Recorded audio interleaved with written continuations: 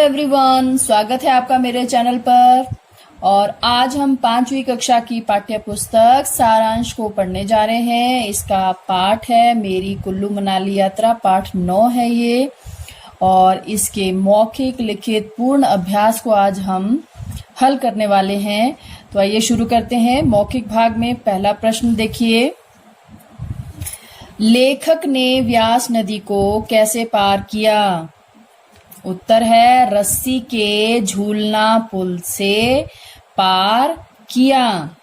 प्रश्न नंबर 2, लेखक कुल्लू कितने बजे पहुंच गए? उत्तर 12 बजे। मनाली का नाम किस पक्षी के नाम पर पड़ा है? उत्तर है मुनाल, जिसे मोनाल भी कहा जाता है, नामक पक्षी के नाम पर।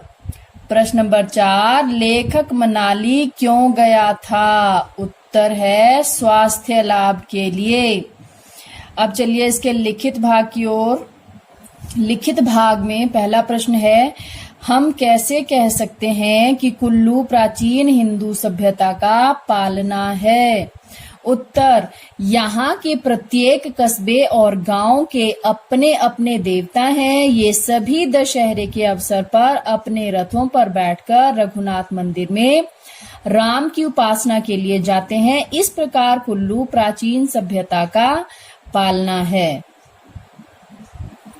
इसका प्रश्न नंबर 2 देख लीजिए, कुल्लू के दशहरे के मेले में क्या क्या वस्तुएं मिलती हैं? उत्तर है इस मेले में रंग बिरंगे कंबल, पट्टू, पट्टियां, पश्मीना, तरह तरह की खालें, जूते, मोजे, टोपियां, बांसुरी, सोने चांदी के आभूषण, लकड़ी व हड्डी की कंघियां, तरह तरह की चीजों से बने हार मिलते हैं। प्रश्न नंबर 3, कुल्लू से मनाली कैसे पहुंचे? कटराई से चलकर कलाथ होते हुए मनाली पहुंचे। प्रश्न नंबर 4, मनाली की 2 बस्तियां कौन कौन सी हैं?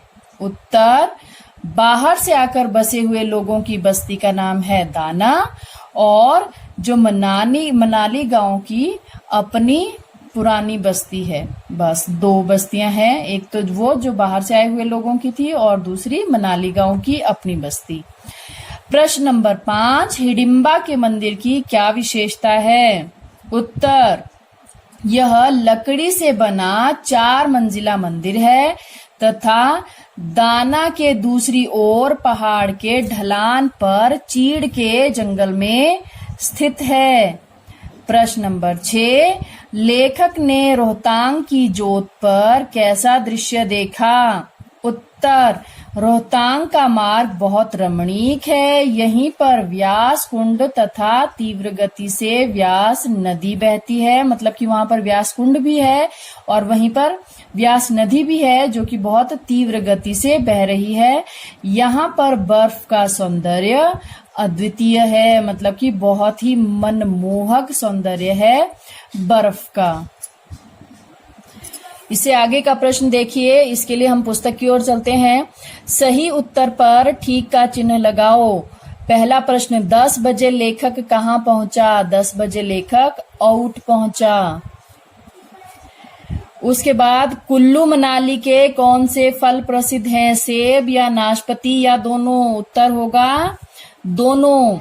व्यास कुंड कहाँ है? मनाली में, रोहतांग की जोत पर या दाना में? इसका उत्तर है रोहतांग की जोत पर।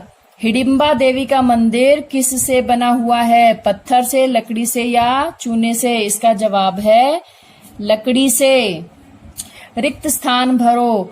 रोहतांग का मार्ग डैश है। रोहतांग का मार्ग कैसा है? तो इसका उत्तर होगा रोहतांग का मार्ग मनमोहक है।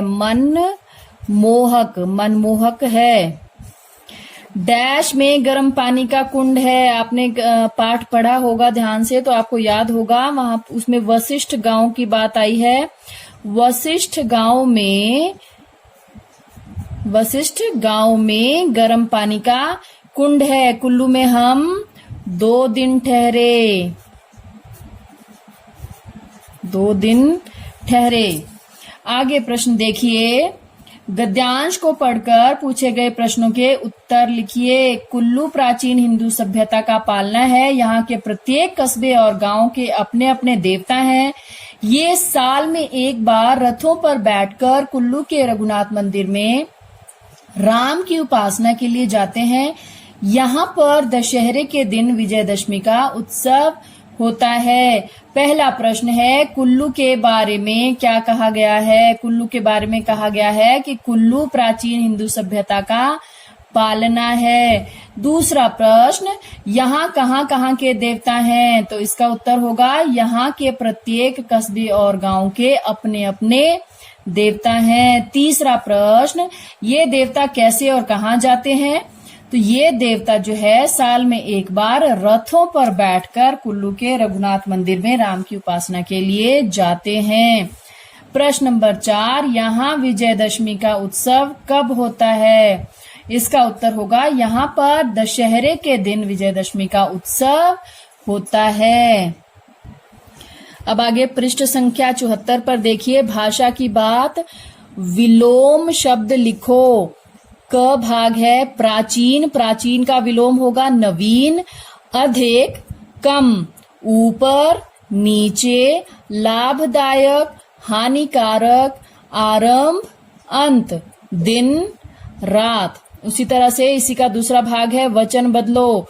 टोपियां, टोपी, अब ये पहले ही बहुवचन में दिया हुआ है तो आप इसको एक वचन में बदलिए, और अगर एक वचन में दिया है तो आप इसे बहुवचन में बदलेंगे।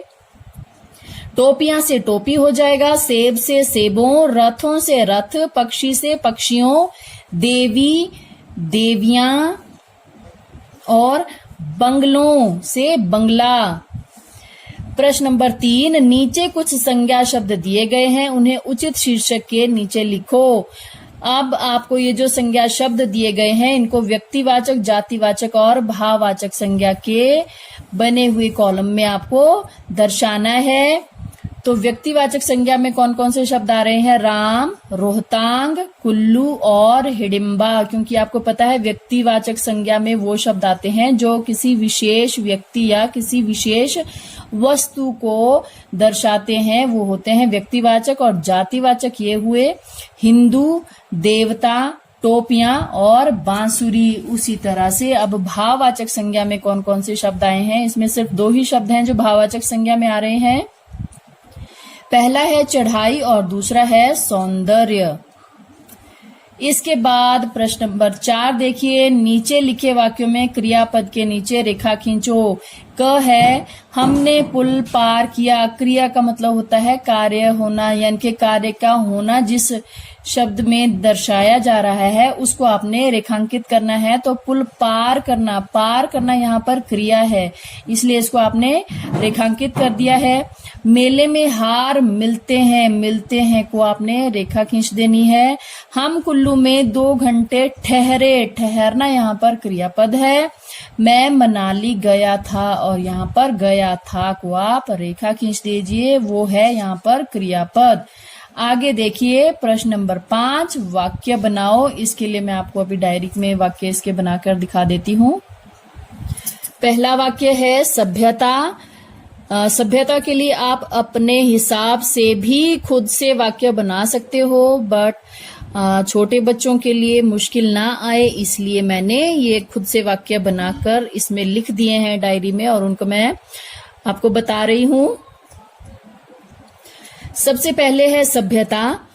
देश के अलग अलग स्थानों पर घूमने से भारतीय सभ्यता की झलक मिलती है, या हमारी सभ्यता बहुत पुरानी है। दूसरा शब्द है रथ।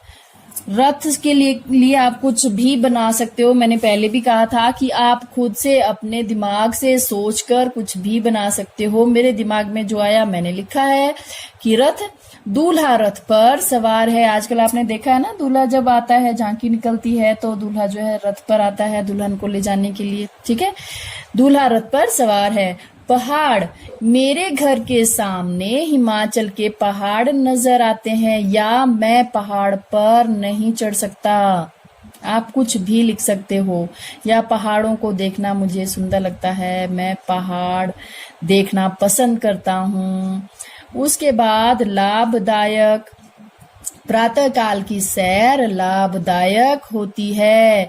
दूध पीना स्वास्थ्य के लिए लाभदायक होता है। हरी सब्जियां स्वास्थ्य के लिए लाभदायक होती हैं। इस तरह से आप अपने दिमाग से सोचकर लिख सकते हैं। उसके बाद आखिरी प्रश्न है, किसी पर्वतीय स्थल की यात्रा पर जाइए और अपने अनुभव पत्र में लिखकर अपने मित्र को बताइए। तो इसके जवाब में सबसे ऊपर पता लिखा गया है, करनाल, दिनांक लिखा गया है। आगे प्रिय मित्र, आप अपने मित्र को लिख रहे हो तो प्रिय मित्र, ठीक है। अपने छोटे भाई को लिख रहे हो तो प्रिय अनुज, अपने बड़े भाई को लिख रहे हो तो प्रिय अग्रज। उसके बाद मैं पिछले सप्ताह शिमला घूमने गया था, क्योंकि यहाँ पर पर्वतीय स्थल की बात की गई है इसलिए मैंने यहाँ पर शिमला लिया है। आप यहाँ पर कोई भी पहाड़ी क्षेत्र ले सकते हो, जैसे कश्मीर है, कश्मीर भी पहाड़ी क्षेत्र है, आप कश्मीर का भी वर्णन कर सकते हो। मैंने यहाँ पर शिमला का किया है। आप कुल्लू मनाली का भी कर सकते हो, क्योंकि पूरा हिमाचल जो है पहाड़ी क्षेत्र है। हरियाणा में भी एकमात्र पहाड़ी क्षेत्र है मोरनी, आप उसका भी वर्णन कर सकते हो, ठीक है। ये आपकी अपनी इच्छा पर निर्भर करता है। आप किसी भी पर्वतीय स्थल की यात्रा का वर्णन आप अपने दिमाग के बेस पर अपना सोच समझकर जो है आप लोग कर सकते हो। मैंने यहाँ पर शिमला का वर्णन किया है, तो मैं पिछले सप्ताह शिमला घूमने गया था। तुम्हें वहां के अनुपम सौंदर्य के बारे में बताना चाहता हूँ। मैं अपने मित्रों के साथ रेलगाड़ी द्वारा वहां पहुंचा। संकट मोचन मंदिर का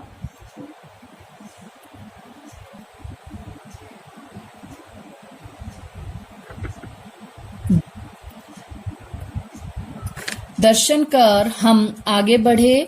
जाखू चोटी पर स्थित हनुमान मंदिर की सुंदरता देखते ही बनती है। यहाँ हनुमान जी की 108 फीट ऊंची विशाल मूर्ति विश्व में सबसे अधिक ऊंचाई पर स्थित मूर्ति है। इस प्रकार पहाड़ों का अद्भुत नजारा देखने के बाद हम सभी दोस्त 2 दिन बाद वहां से लौट आए। स्वास्थ्य की दृष्टि से यह यात्रा हमारे लिए बहुत सुखद रही। तुम्हारा मित्र रमन। और इस प्रकार से हमारा ये पाठ 9 मेरी कुल्लू मनाली यात्रा यहाँ पर समाप्त होता है। हमने पूरा अभ्यास कर लिया है। आशा है आपको अभ्यास बहुत अच्छी तरह से समझ आया होगा। और इसी तरह से मेरी आगे की और वीडियोस को देखने के लिए मेरे चैनल को सब्सक्राइब जरूर कीजिएगा, लाइक कीजिएगा, शेयर कीजिएगा, क्योंकि मैं हिंदी और संस्कृत दोनों लैंग्वेजेस पर अपने जो वीडियोस बना रही हूँ। तो आप लोगों का सपोर्ट बहुत जरूरी है, इसलिए प्लीज मुझे सब्सक्राइब कीजिए। Thank you so much. Take care. धन्यवाद।